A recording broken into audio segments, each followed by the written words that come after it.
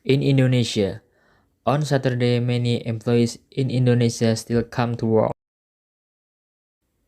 In Singapore, on Saturday as a day of the activity carried out are relaxing and hanging out with friends. In Singapore, they tend to get out of their comfort zone, willing to take risks and take on tasks that can develop their character and skills. Meanwhile, in Indonesia, some of them are lacking in terms of knowledge and skill. This can get worse since Indonesians don't want to fight to be the best. A lot of Indonesians have state of mind where they are comfortable with their average job and would want to stay in their comfort zone as long as possible. Meetings in Indonesia are often more formal than anything else. They wear formal attire such as wearing a collared shirt.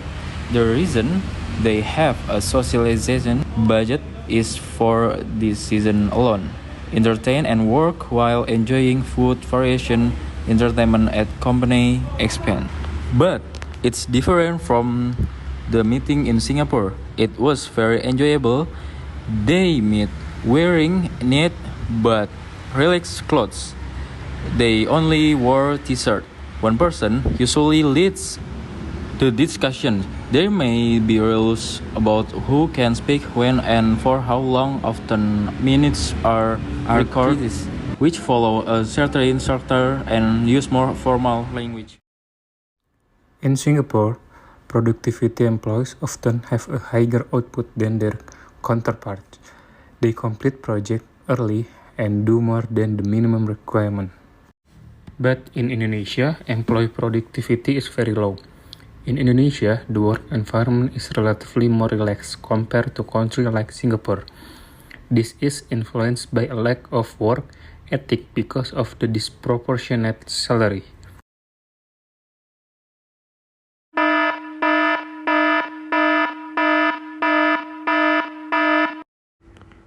In Indonesia, I'm often late for work due to traffic jams and like to go home before the appointed time.